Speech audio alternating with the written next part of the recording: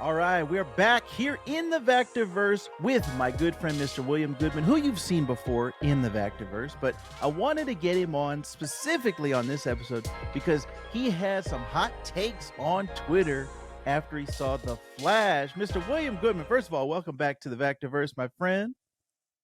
Hello, buddy. I am not unlike Barry Allen. I am away from my home on assignment.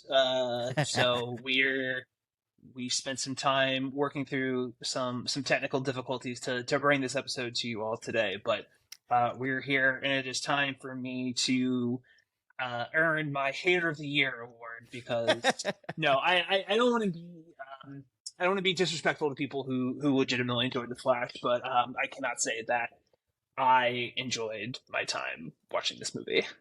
Well, what I really like is this film is, from what I've seen, super polarizing, and I think that's there's pros and cons to that, but I like it where it's not just all universal praise or all universal hate. There's kind of an in between there. So I want you to represent one side of that coin, and I'm not necessarily going to represent the other side, but I do have, I think, a more positive take than yours. So first off, you saw it before I did, so I want to get your initial experience with the movie. Like, how did you see it, and what was your initial response when you walked out of that theater?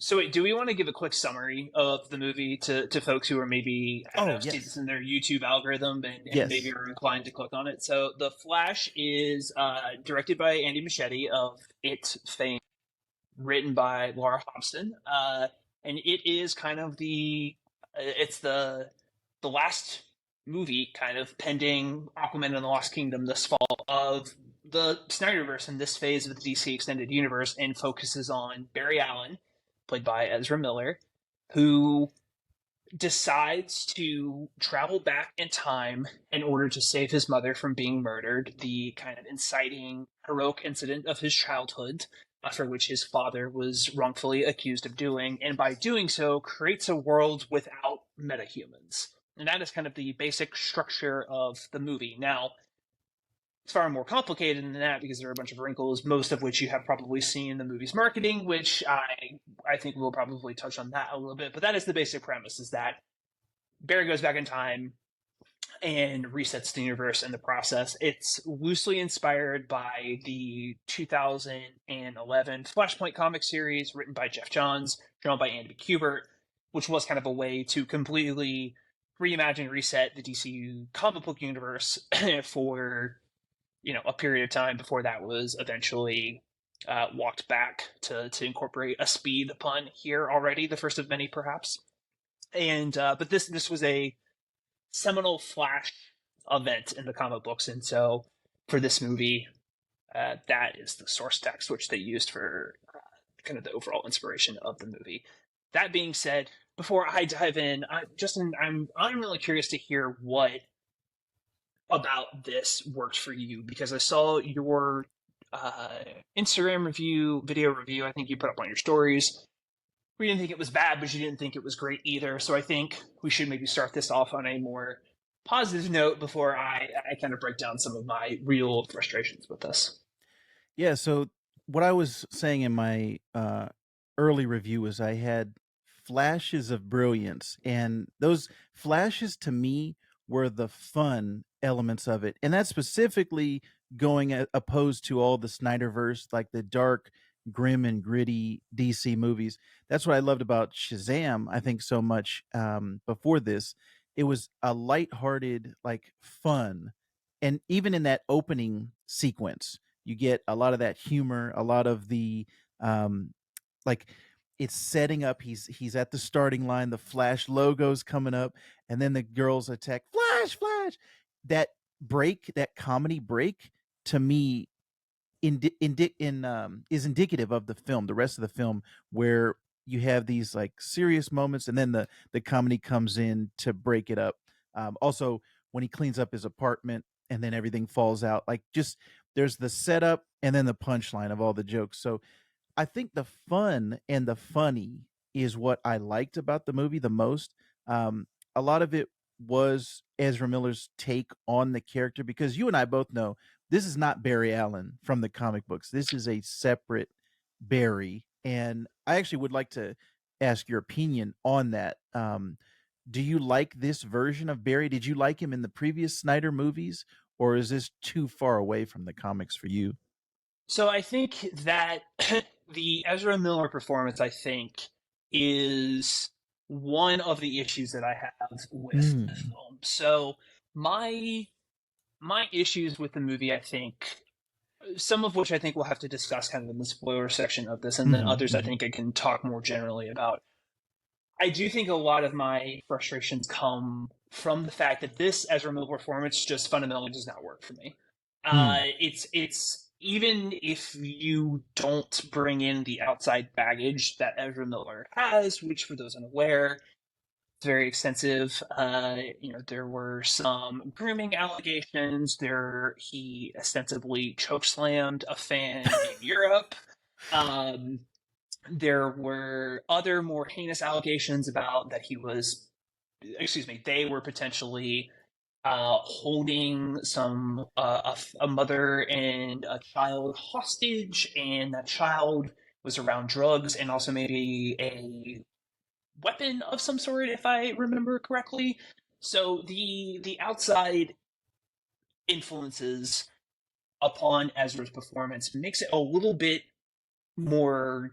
There's not enough of the performance doesn't work well enough for me Mm. personally, I think, to kind of excuse some of that outside behavior. Not Right. that we should to begin with. The Right. fundamental problem is that it takes a very, without giving too much away, Barry ends up when Barry goes back into time, and this is in the trailers, this is in the marketing, this is in the spoiler. There ends up being a dual Ezra Miller performance, and they as performers just don't have the natural born charisma, in my opinion, to pull that dual performance off in a very satisfying and deeply engaging way for me Mm. personally. That takes I have heard on other podcasts the name that was kind of thrown around for that. Some of that has that affable charm to kind of pull off a performance like that would be somebody like Tom Hanks, right? And Tom Ah, Hanks, I right. think, has that kind of charisma, but Tom Hanks maybe not have the sort of Tom Hanks doesn't look like a superhero, right? Even when he was Right. in his Right. big days or his Right. younger days or his Forrest Gump days, Right. Ezra looks like a superhero, but I just don't think that sort of nervy energy that they bring to the performance. One, I don't think is certainly the Barry Allen that we know from either the Flash television series, certainly from the handful of episodes of Justice League cartoon that I've had seen, or even how Jeff Johns, who I think is along with Mark Waid, probably one of the seminal Flash writers, that doesn't read like Barry. Ezra's performance does not read like Barry Allen to me. Right. It's this different Snyderverse version, but even then, I think it's a little bit more, at least in Justice League, there is kind of this like stoicism to the Ezra performance that is then kind Mm. of undercut with this fanboy energy that is, I think, reminiscent a little bit of what Tom Holland has brought to the Spider-Man performance. Yes. I find the tonal balance in the Snyder cut a little bit better than what we get here, which I think Mm. tips the scale far more into kind of an annoying version of the Gotcha. character that I personally just, when Ezra is performing some of those, whether physical bits of comedy or actual like joke sequences, one, I don't think the setup punchline of those jokes are particularly funny. I didn't really laugh in this movie, with the exception of one moment featuring a bat-shaped kite, which is more of just like a guffaw than it was like an actual kind of belly laugh. I don't, again, for me personally, I don't think the jokes were something that worked particularly well. Um, the baby shower sequence that you referenced at the very beginning, this was also brought up on another podcast, I think is a way to kind of try and elevate or differentiate. It's hard to do a slow mo speed sequence in the wake of the Quicksilver sequences, and I Yeah. think this was them trying to top that by adding babies into it. But Mm. as a parent with a young child, we're seeing children in peril. Was that not? Yes. Was that a bridge too far for you personally as a parent? Not for me, but I know I saw it again a couple days ago with my wife, and I think it was for her because I she audibly gasped when there were babies in peril and the dog that was in peril. Yeah, I was kind of just laughing at the absurdity of it, but I think my sure. wife definitely had an issue there. And before we go on, I did want to say if there's anyone out there that is not wanting to support this movie because of Ezra Miller, I don't think we don't look down on you. We don't find anything wrong. It's your choice to not support the art that Ezra Miller has made and not give him any support. So we understand that. We do want to recognize that, but also look at the film on its own. And I am aware of all of the Ezra Miller background baggage, but I'm trying to just focus on the movie and what is on the screen before us. So just wanted to put that out there. So Sure. um, We should also clarify, and I got tripped on this at the very beginning, but Ezra does use they them pronouns. So just yes, for correct. audiences at home, to be aware. So Yes. yeah, I think it's one of those things that now we're at a point where if you want to opt out of art based upon kind of the public environment Mm-hmm. outside of Right. which the art, I certainly Right. don't fault anybody for doing that. Very, very understandable. Just in the same way that you may opt out of a movie because an individual performer, you don't necessarily connect to their performance or enjoy their acting style. I think that is, that's totally approachable. There are people that, for example, don't really like Wes Anderson's movies because of the Mm. visual aesthetic that he has in those movies, right? That's a personal choice. I don't fault people one way or another for deciding to see this movie because of Ezra Miller or not seeing just whatever. It's as the letterbox review I had for this movie is that this movie then didn't have the decency not to waste my time, Ah, which is funny for a movie that is so obsessed with time. If you right. decide that your time is too precious not to see this movie, that is well within your regard. As a working professional whose beat is related to franchise entertainment, I unfortunately was unable to opt out from seeing this film. I really would have liked to have avoided seeing that, especially because you brought this up just at the very beginning, but I was at a completely full press screening for this in Washington D.C. at a movie theater whose AC was not working. So not Ooh. initially kind of like the best theatrical experience upon Mm. which to see this. That did not play a role in my overall enjoyment of the film. My inherent frustration again I think boils down to the Ezra Miller performance. Mm.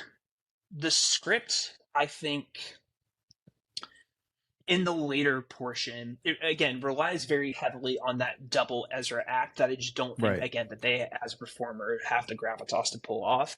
And then once the movie starts to introduce the Michael Keaton version of Batman and the Sasha Cale version of Supergirl, I think it becomes slightly more compelling, but then there are decisions made with regards to both of those characters that I just find very perfunctory and I Mm. find very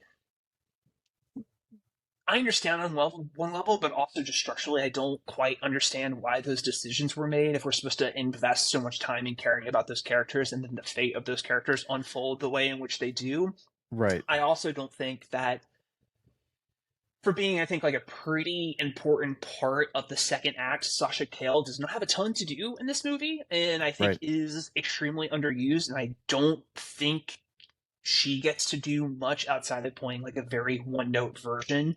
This version of Supergirl had an opportunity to be like a really exciting, bold new direction, and I realized part of that has gone away because of these shifting priorities around what the DC cinematic universe is going to look like.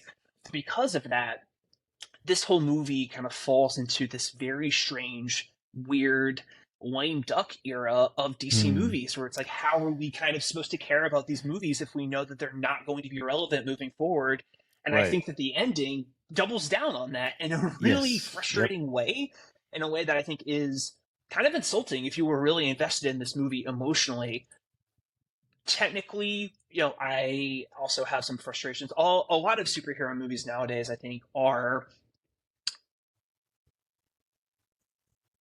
have to follow a certain formula, and a lot of that formula really involves like a CGI heavy third act. And I think the CGI execution of some of the things in this movie is very, very muddled, looks bad.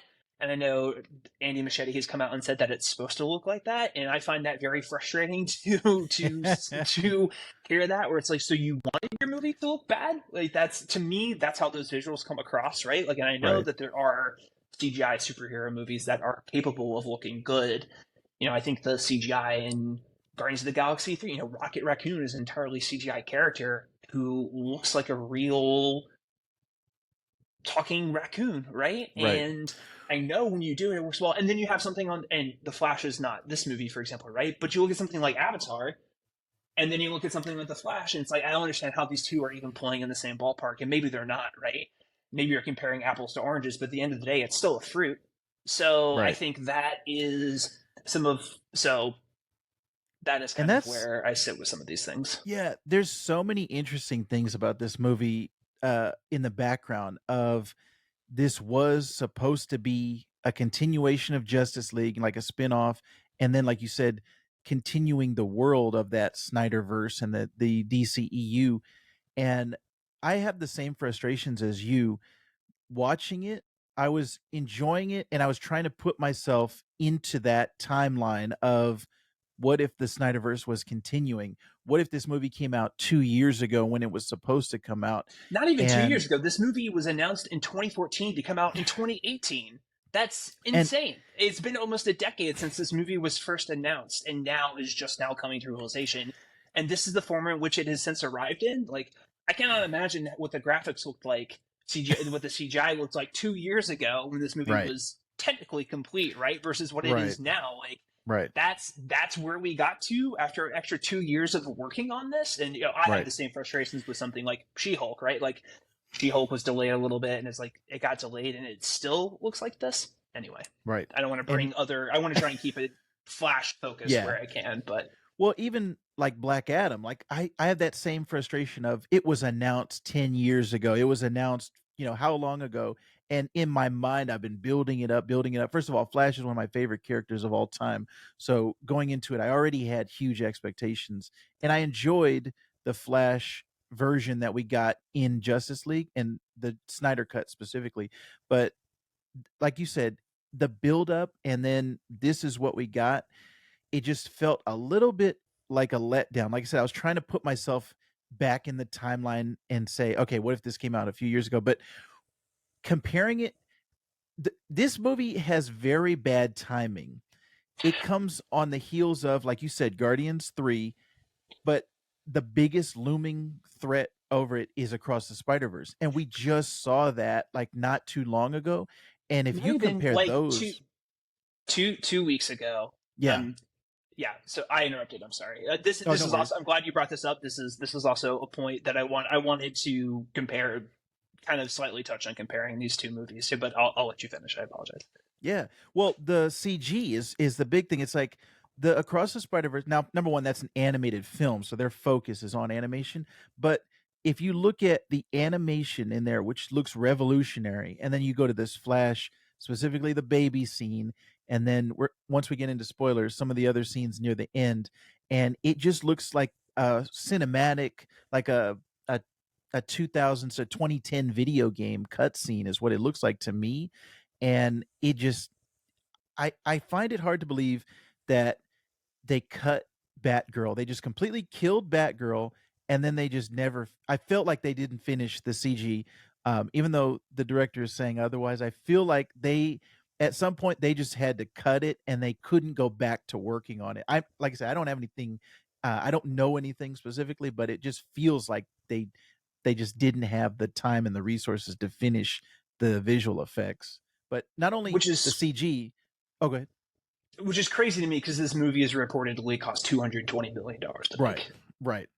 Yeah, so I don't know where the the budget is going, but not only the CG, but the multiversal aspect of Across the Spider-Verse. Like I said, it it's just very unfortunate timing that this movie comes out so close because Across the Spider-Verse is a far superior movie, and when we look back on 2023, it's going to be hard for me to put Flash, on a very positive note in my mind after all the movies that we've gotten so far, and then I think that are coming out for the rest of this year. I think a lot of stuff down the pipe is going to be better, specifically. So, yeah, it's I think just unfortunate timing for when this movie comes out, but we have to kind of judge what we got at this point in time in 2023. Um, The Spider Verse point is something. Again, I'm hesitant to continue to make this metaphor, but I think it's apt. Spider Verse and Flash is an apples to oranges comparison, but they're still playing in the same genre, yes. and I think they chart very similar stories. They are exploring the overarching themes, I think, and even some of the actual plot details are very Hmm. similar in terms of who you're allowed to save versus who you're not allowed to save, and, Right. and, and what happens when you do or do not do those things, right? The way that Spider Verse, I think, did a better job of making me have an emotional connection to Miles' story and Mm. specifically his relationship to his Yes. parents, Yes. and what amounts to maybe two scenes versus I think the 3 to 4 that we get with Flash. And again, part of my disconnect there is me not buying into the success of this movie. Your enjoyment of this movie, I think, really absolutely hinges upon that Ezra Miller performance. If you buy in, I think those emotional scenes between Barry and his mother, those will hit you like a ton of bricks if you are very invested in that performance. If you're not, they're just not going to work. And those are the things that I think the movie really, really hinges on, those big emotional moments. And if you're not invested in the performance, it's hard to then be invested in those, which then in turn makes it very, very difficult, I think, to wrap your arms around the movie and in any sort of enjoyable way, right? Right. Spider Verse, I think I am invested in those characters, but even then, with Spider Verse, there is, which is funny considering it's a movie with so many different Spider people, right? There Hmm. is a less is more quality to that movie. They don't Mm. need to kind of berate you over the top with these big emotional moments between Miles and his mother. You get two really great scenes with it, and that's all they need. There's a brevity of storytelling there where it's like we can just do these two scenes really, really well, and that's all that we need. And we can Mm. let there's enough trust there that they can make those moments impactful. So it's very, very difficult to go from watching that to watching this, which again are so similar in so many different ways, and just see one work very, very well and one work not so well the other. And so again, did you, as somebody that enjoyed it a little bit more, did those big emotional moments between Barry and his mom, did those work for you? They did, and I think the reason is the mother, the actress that plays the mother, I thought was fantastic, and I was able to replace Ezra Miller with myself and put myself in the character's shoes where what if I lost my mom? I didn't see her for 18 years or whatever it is, and then I'm seeing her again for the first time.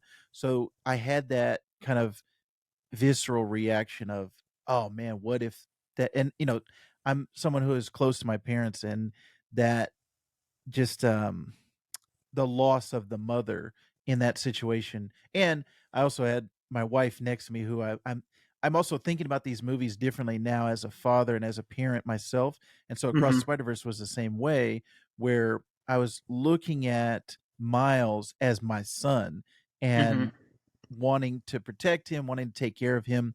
The same way with, I think, Ezra Miller and the Flash. I put myself in the shoes of Barry, but then also I was looking at it from the parents' point of view and saying, like, this is my son, and he wants to uh, recapture those moments with me and that time with me. And then I think you're right, 100%.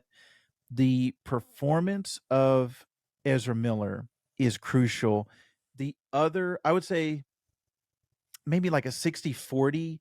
The 40 is Michael Keaton, because Mm-hmm. my wife, every ounce of enjoyment she got from the movie was Michael Keaton. And she left the theater thinking, she told me, she said, that was a Batman movie. I don't care. I didn't care about the Flash. I cared about Michael Keaton. I cared about Batman. And I think that is an interesting aspect of the film, because, and I cover this a little bit in my non-spoiler review. When you're looking at things with nostalgia, glasses and you're saying, I liked him in that other thing he was in. And so that's carrying me into this movie. If you're just looking at Michael Keaton and the Batman performance in this movie, it's very similar to what you said with Sasha Cale. He's underutilized and he like he's in it for such a short period of time. I don't even know why it had to be Michael Keaton. Why couldn't it have been Ben Affleck and he was an older version of the Batman character? The only reason he's Michael Keaton is because we as an audience had that emotional connection to the Batman, the 1989 Tim Burton Batman movie and Batman Returns. And so half of me like loves that. Half of me is like, I don't want to give it a pass just because of nostalgia, just because I enjoyed Michael Keaton as Batman in the other movies. What about this movie? In The Flash, his character is like like you said, like with Supergirl, there's like almost no arc to them. They have such a minuscule arc. There's none. The only Keaton is good. I don't think he's great. To me, that is also, I think, if I enjoyed one element of the movie, I think it is the Keaton performance. But at the same time, it is 100% trading on the nostalgia that you have from Batman '89 to the point where if you don't have a deep love or appreciation or connection to that Keaton character, his arc here, or even understanding like why we should care about him, really Right. is totally dependent upon that investment. And I think that's a lazy writing. I don't Yeah. think that's compelling. I think that is, if the only enjoyment that I can get out of this character is totally dependent upon another movie entirely that came out in 1989, and I can't enjoy the character on its own, and that character doesn't have a full, complete arc within the course of this movie in and of itself, that's a problem. And to Mm-hmm. me, that's a fundamental issue, I think, of the script, and I think the script is, I think, part of what I think some of the major problems of the movie is that there's not enough there for Keaton, for Kale, and honestly even for General Zod and Right. Michael Right. Shannon. I hope the Lake House, my dude guy, is great because he is just like he's absolutely phoning it in, and God bless him. Michael Shannon should actually be able to just take a paycheck job and not worry about it because Right. that dude is like one of our best actors. Yeah. And I've seen him in things like Take Shelter where he's absolutely magnificent, right? But he's definitely he's punching a time clock here. Oh yeah. Hundred Which percent. I don't begrudge him at all. Get that money, King. I love it. But if you're asking audiences to invest in something as weighty as Michael Keaton's Batman, you need to give him a bit more of an arc. And there's not anything there that I think you can really latch onto without having seen what's come before. And I realize that like we're kind of treading in a bit of the Marvel area here as well. Like Marvel things have certainly done this where it's like, you have to kind of, but I still, some of those Marvel movies do a better job, I think, of making sure that even within the course of that movie itself, these characters still do have an arc to invest in. Like Mm-hmm. take Nebula in Endgame, for example. Like Nebula Right. still has an arc throughout the course of that movie where like she's critical to the plot, but there's still an arc there. The same, I don't think, really happens for Keaton here. Even down to the point where it's like, I think the best summation of Keaton's role is when he drops the "Let's get nuts" line. That's an Easter egg. That is not rooted in anything that is like fundamentally important to the character. That is a line for audience to sit and clap and cheer while they're being fed like pig slop. Like I realize that may sound a little harsh, but like that's, to me, that's what that scene feels like, right? Mm-hmm. That is Right. inherently trading on nostalgia that you have from this movie that is then shoehorned. From you're trading in nostalgia from another movie that is then shoehorned and fed to you in this movie because you saw the thing that you liked in 2000 or in 1989, and that's the whole reason Right. for it. So Right. I just don't think when you're doing things like that, that's a fundamental script issue. That it doesn't make these characters feel like well-rounded characters. They're just glorified extended cameos at this point. Right. Like And I think even the 5 minutes that Affleck is there, we get more sort of like an arc for Affleck than we do in there. Like mm, Affleck very clearly comes in and he's at a point where he's like you can't go back. Like you have to. These things are what make us who we are. Like there is more of a completeness there that I just don't feel like his Keaton is there. And then I think we can kind of get into spoilers here. And then they kill him, and they make it so it's like not only it's like they're just like nothing, and there's nothing you can do to stop him from dying. Like it's just and going the to same with happen. Sasha Cale. Same with Sasha Cale, and it's just like, then why are they even here? If the whole Right. point is that these characters are destined to die, then why should I care about them as an audience member? Why should I be invested in them and that? And Right. then, to add insult to injury, you have one of the most ghoulish uses of CGI I have ever seen in my entire life. It is worse than the Peter Cushing and Rogue One. Mm. Bringing Christopher Reeve back as Superman in this movie is downright I just found it so unbelievably offensive that I just I could not believe that anybody at Warner Brothers thought that that was a good idea. Like I just I that is every single Superman performance that has come since the release of those first four Superman movies, lives in the shadow of that Christopher Reeve performance. And to bring him back in CGI, on the one hand, I get it. Like, it's nice to have that moment to see a man fly again, right? But it is just I, ghoulish is the only way that I can describe it. Mm-hmm. I just thought it was Right. absolutely tasteless. The Nicolas Cage thing is kind of cool. I wrote a piece for GQ about it. Like, it's nice in the same way as the Donald Glover cameo in Spider-Verse. Like, Mm. it's nice to see kind of a closure on that loop. But Right. I really have a fundamental ethical problem with the Christopher Reeve Superman showing up in this movie. I hated that. Yeah, and Adam West also shows up, but because he's in the mask, it's not the same as Christopher Reeve, where you're looking at his face and it's almost like dead eyes. And it felt weird when I was watching it. Like, there was part of me that was, I think, the the target audience. Like, okay, yeah, it's Christopher Reeve. Like you said, you're seeing a man who could fly, and that movie means so much to me. Growing up, it was one of the cornerstones of my superhero ness, and so just seeing him and Supergirl next to each other, oh great, I love those characters. But then when I'm looking at the CG of it, and I don't know if a more realistic version would have made me like it more, but it goes back to the issue that I had with the baby scene. The babies look like dolls. They didn't look realistic to me. And Yeah. so it kind of takes you out of the moment. It was the same thing with the Christopher Reeve and all of the other universes. I They just don't just understand felt why like those couldn't be just archival footage. Like, the Adam Mhm. West one looks semi-archival, and I think that is maybe why I was slightly more okay with that. But it's why, and I know that some of the CW shows have done that, right? They've just used archival footage, and maybe they want to find a way to differentiate themselves from it. But it's why can't we just use archival footage here? I think that would be right. perfectly fine to sort of have a way to set those sequences into kind of speed coliseum, if we want to call it that, right? Right. Right. The quantum coliseum. I'm trying to come up with Mhm. cool names for this because they don't even really kind of name it in the movie. Anyway, Right. um, Right. why you couldn't just find a way to still have those kind of very clearly Crisis on Infinite Earth inspired planetoids, right? But they even look, the way that the tiles are, they look like film strips. So it's why couldn't you Mm. just find a Right. way to kind Right. of pan and zoom into those and just have it be archival? Right. I would love for somebody to kind of ask Andy Muschietti about why he wanted to kind of render it in that way.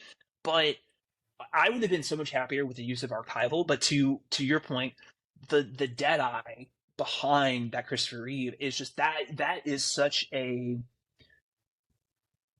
good representation of why that is such a bad decision.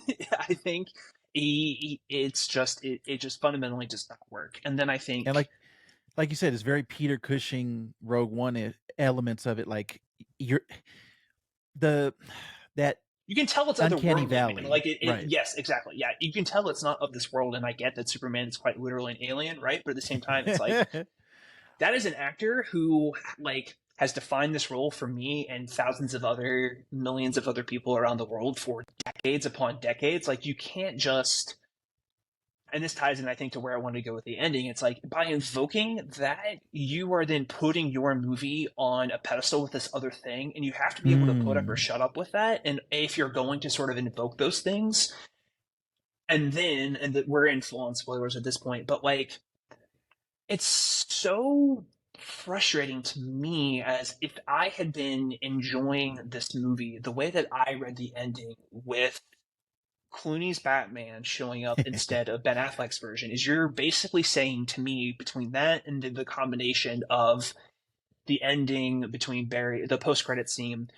My Mhm. reading of that, and I'm curious if you feel the same way, is that Barry is now in the Batman and Robin universe, and that's how you're going to end this movie. That's how you're going to end all of this era of Snyderverse, is that basically making this movie end on a punchline and a reference to what is easily one of the worst, if not the worst, superhero movie of all time. That's how this movie ends. That's how the movie that David Zaslav, who's the head of Warner Brothers, claimed is the best comic book movie of all time. You decide to end by basically saying, "Oh no, now we're trapped in the universe of the worst superhero movie of all time." That just feels like you're just like poking somebody in the eye at that point. I would be Mm. so frustrated if I was anybody legitimately involved in this movie that actually like if I was Sasha Cale, if I was Michael Keaton, if I was Ezra Miller, minus all this stuff that happened, I would be so frustrated. That's how my movie Mm. ended. Mm. I find that so insulting to the work that's come before that it's like, how can you? I find it like extremely insulting. To, like any goodwill that you necessarily could have had from this movie immediately goes away when you make a decision like that. And I could be reading that sequence wrong, right? But to me, Yeah. if that's how you end your Snyderverse is by basically putting these two things in the same bucket, like I just that just shows that you have no respect for your audience in any way, shape, or form. And in some ways, like I should maybe kind of respect that, but at the same time, it's just like it's such an utterly bizarre choice. It's such a bizarre choice. Yeah. I didn't take that away from it, but that is a great interpretation. I hadn't heard that and I hadn't thought about it like that. The way that I took it was the same way that he had altered like they talked about the crux, of both forward and backwards. The same way he had altered the timeline with his initial change, his second change of moving the tomato can up altered it again, and then they were in a new time stream where George Clooney and again, I thought this was just a reference to the audience. I didn't think that they actually went to that universe. I thought it was just a shout out the same way I don't think when he changed the timeline, we were to believe that we were in the Tim Burton universe at that point because it was that Batman and in the future. I think it was just supposed to be a reference and a nod to the audience like, "Hey, you knew George Clooney just like with the Nicolas Cage thing. Like you knew about that, right?" And it's like that side wink to the audience. That's how Yeah, I took it. but even then, I still think that's a fundamental issue of the script is that like we're not exactly sure. Are we supposed to be in kind of like a newly created universe that is kind of Right. like remixing, right? Like you're Right. taking a sample from one place and a sample from another place and folding it together and bringing this new thing, right? To me, my reading of it is that when Barry goes back, we are officially in the Keaton universe, and that is why Michael Keaton is there. When he goes forward, when he moves the Ah, cans, okay. he is now Gotcha. in the Clooney universe. And so the reason why he Gotcha. doesn't want to go back and set things right to be then with Ben Affleck again is because that is in a world where he doesn't get to be with his dad. So that's why the Mm. reading to me when he's having that conversation with Arthur is that he's talking to that the Clooney universe's version of Arthur because he's Yeah, like I was confused about that. wherever you are. And again, this is just my reading of it. I don't think the movie makes it explicitly clear where it's supposed to be because I think this movie was straight. So the Hollywood Reporter just put up a piece that that Clooney ending was the third ending they had for this movie. The one that they were planning on going with right up until I think Peter Safran and James Gunn took over is that at the very end on the court steps, it was going to be Gal Gadot, Henry Cavill, Sasha Cale, and Michael Keaton were all going to show up, and that was going to be basically your new Justice League moving forward. Is that Barry was Oh going wow. to his decision had somehow folded. In doing that, he was able to save Keaton and Sasha Cale, but also merged it with the Snyderverse, and that was going to be your new Justice League moving forward. That gets Affleck out of the way, but allows Keaton to be kind of like a Nick Fury like figure who's maybe kind of like Mm. running the Justice League. So you get your Batman, and maybe he's in the field. I don't know. But that ending was then scrapped in favor of this Clooney ending. But because of that, they don't make it. That's the biggest thing is it's never made explicitly clear where we're supposed to be, which I think is also a problem if you're trying to get audiences Yes. to invest, really truly invest in the multiversal aspect of this. Is like, we kind of need to know where we are with these things. Like even Multiverse Right. of Madness made it very, very, very, very clear we're in the paint universe. We're in this universe where like red is go and green is stop. Like it made it very, very explicitly clear that like this is separate and apart from where we are currently. Even when he goes to the um, kind of like destroyed version of the Sanctum Sanctorum, like that is made very clear that that is a separate universe from whatever we are supposed to be in. Flash doesn't have that level of groundedness, and when you're doing a multiversal story, like you have to know kind of like where you are with these things. I don't think they can be this nebulous, but I think the ending with Aquaman is meant to be that, because Barry says you're the same wherever I go. You were big and furry, which is in reference to he was a dog in the Keaton verse, and then in the Affleck universe, he looks just exactly like Jason Momoa.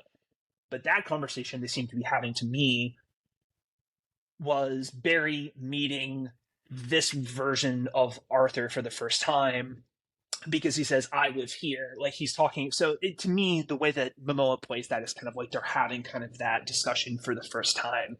Right. But Right. there's no clarity. There's no definitive clarity one way or another. Right. So I I have was to kind of very try and interpret confused by that. that. They don't, it's very confusing. So that was my interpretation of it. And that the reason why Barry is okay to live in the Clooneyverse now is because that's the world where he gets his dad. And so Right. he's willing to swap Affleck for Clooney because it's still Batman. He's still in a place where there are metahumans. They're just not, they're different from kind of how they are. Right.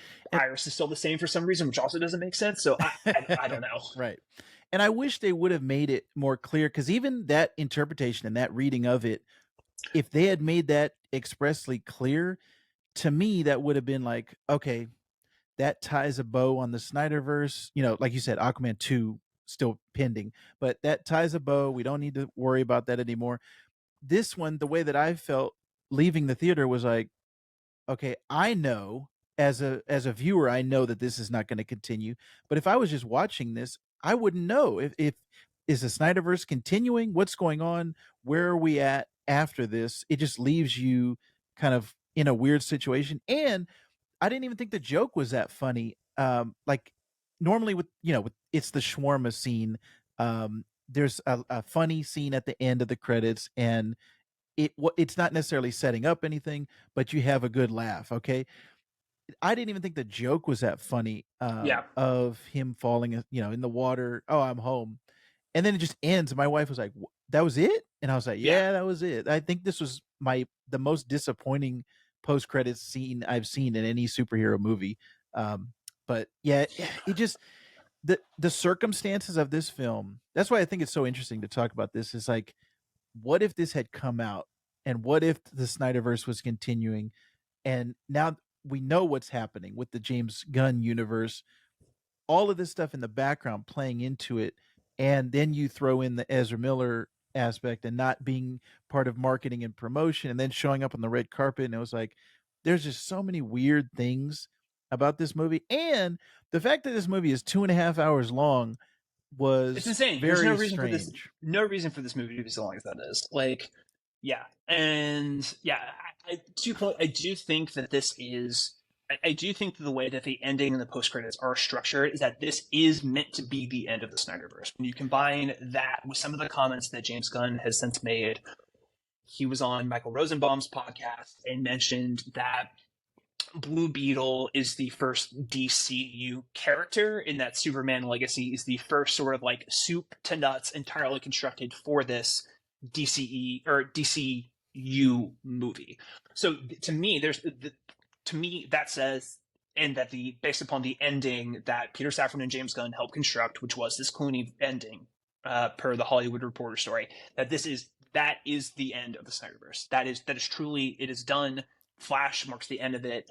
We'll kind of see where Aquaman kind of fits into that piece, but like what's coming separate from Aquaman, like Blue Beetle is the first official like DCU character, and then that movie has maybe been engineered in a way where it's like kind of It like doesn't Iron matter. Man. I think. Well, I'm not gonna say that it doesn't matter, but I would not expect that movie to have overt ties to. There's the line in the trailer where George Lopez says that he says Batman's a fascist, right? I don't think that's meant to be Ben Affleck's Batman. I think that's meant to be Mm. just a Batman, and they can kind of determine whoever that Batman's going to be when Andy Muschietti does Brave and the Bold, right? So I think it's going to be vague and opaque enough that they can kind of grandfather that into whatever this new DCU is going to be, and then just let Aquaman come out. But that's the thing, is like, if you're having these movies come out that like Black Adam, like Shazam, like Aquaman, like Flash, why are we as an audience member supposed to be invested in any of these movies if they don't matter? And I think that is part of the reason why we're not seeing Flash do super well at the box office, combined with the fact that I don't think it's been reviewed very well. So yeah, that's, like I said, just unfortunate, the timing and the way that this all played out. There's another universe where this was a fantastic movie, and it was everything that we had been promised by James Gunn, Stephen King, Tom Cruise. It was this amazing movie, but yeah, the critics I saw don't. it at CinemaCon and said it was great. Yeah, and to your point, I left the theater thinking the same thing.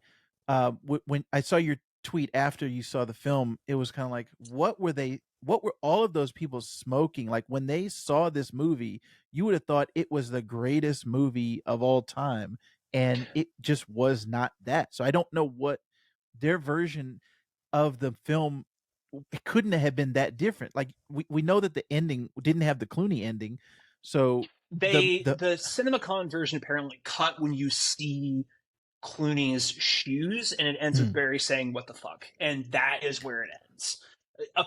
From what I understand, per that Hollywood Reporter article that wrote, it's up now. Boris Kitt, who does a lot of their franchise reporting, he's a great reporter. He was the one that talked about the story. They filmed that as recently as like February, March, April period. So like very recently. In fact, hold on, I have my computer up here. I was looking at this story earlier. I yeah, just that want makes sense. I'm gonna push in here slightly. Sorry, forget. Yeah. So Yeah. was filmed 6 months ago. Sorry. So this was yeah, so this is one of 3 different endings. The first one, the Flash, as it was originally conceived and shot, ended on the courthouse steps with Supergirl played by Sasha Cale and Batman played by Michael Keaton, who was featured throughout the movie as a returned Batman. It was meant to highlight that Barry did not reset the timeline as he thought he did. It was an ending that was screen tested several times and that reversed the deaths of Batman and Supergirl earlier in the film. However, that movie got caught in the lightning storm that was Discovery's acquisition in 2022. A new ending was conceived. This version was still on the courthouse steps, but now Kill Supergirl was joined by Superman, played by Henry Cavill, Wonder Woman, played by Gal Gadot. Keaton also remained. Supergirl was retained even because the executives were killing the development of a standalone Supergirl movie. They were open to her returning in some form and didn't want the last images the audience ever saw of her to be the death at the hands of a supervillain. Meanwhile, the studio was still developing a 3rd installment of Wonder Woman with filmmaker Patty Jenkins and Gal Gadot. This was a nice way to keep Wonder Woman in the cultural conversation. The ending was shot in September of last year, involving Miller, Cavill, and Gadot, as well as Cale. A shoot was quickly assembled, and on a January morning on the Warner's lot, Clooney was there as Wayne back for the first time in 26 years. Also on set was Miller, making their first appearance on the lot since the fateful day in August, where they met with Warner Brothers executives to discuss their behavior, including multiple arrests and steps forward. So that is how that comes together. I would have preferred either one of those endings, and like you said, it would have almost made it matter that Sasha Cale and Michael Keaton were in the movie, because if you're just going to kill them, what was the point? At least if they're alive at the ending, we can say, hey, there was some reason for them to be here, because they should be in service of. The point is to give the younger version of Barry motivation, I think, to try and continue to try and change the time stream, right? That's the reason why he ends up becoming Dark Flash, is because he rejects the notion that he can't try and save everybody, right? But again, that dovetails with the Ezra Miller performance, which if you don't buy into that performance, then you don't buy into the emotional investment of new Barry trying to go back through and fix that. But even if you do, I still don't think there's enough there for Keaton or Cale to really buy into Barry's decision that he is willing to like subject himself into turning into a villain to try and save them, right? Like, right. So, yeah, man. Anyway, I don't. I would really love to. Yeah, exactly. I would really love to hear an opinion of somebody that thinks this is truly the best superhero movie of all time. I think you and I are slightly closer aligned. I think you enjoyed it maybe slightly more than I did. I on Letterboxd I gave this a 1 star. It sounds like you're maybe Oh closer to a wow. 2 or a 3. Yeah, Again, I I would like do 2.5. I just like I found this movie almost like more insulting to me than Black Adam and Shazam 2. Like at least Shazam Ooh. 2 had some Fury of the Gods, had still some of that when the family core stuff in the first movie was Mm-hmm. still Mm-hmm. present. I really liked that. I really actually liked Rachel Zegler's performance. I liked some of the performances in that movie. Can't say I love Zachary Levi's performance in the second one.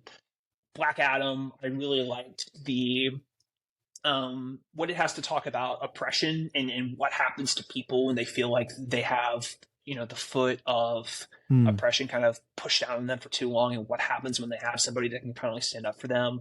I thought was an interesting idea that just doesn't quite get all the way there, and then it's surrounded by a movie whose tone I can't quite figure out. Like when Paint of Black plays as he's killing all these soldiers, is that supposed to be tongue in cheek? Is that supposed to be Right. like a Right. serious, like badass moment? Like I couldn't quite figure that out. This movie, I think, is just like it just fundamentally does not work for me really in any capacity. So that's where I would say. But yeah, I would love to have a Yeah. conversation with somebody who thinks that this is a 5-star movie, because I would love to know what version of the movie they saw, because that was certainly not the one that I watched Right. for 2.5 Man. hours. Yeah, that's another thing. It just felt overstuffed. The CG just feels undercooked. There's just a lot of stuff that I wish was better about this film. And I also wish it was more clear of what we have moving forward, because after this, it doesn't appear like this is going to get any type of transition over to the new gun universe. I want to see what's going to happen with Flash. Are they going to do Wally West? That seems like the better move I think than Flash to is bring Barry going over again. to lie dormant for a little bit. I think it might be would be my guess. Also, can you tell me who killed Nora Allen? Because the movie certainly doesn't tell you who it is. I know who it is because I know who it is from Flashpoint, but the movie certainly doesn't seem interested in letting you know who that is, presumably because they were going to put it in a sequel. But you would think that, I don't know, they might actually go through and provide an answer to that, because that is a pretty significant plot hole to just leave, like, not answered in any significant way. So anyway, I'll leave you in the audience watching this to ponder that question. Yeah, but definitely.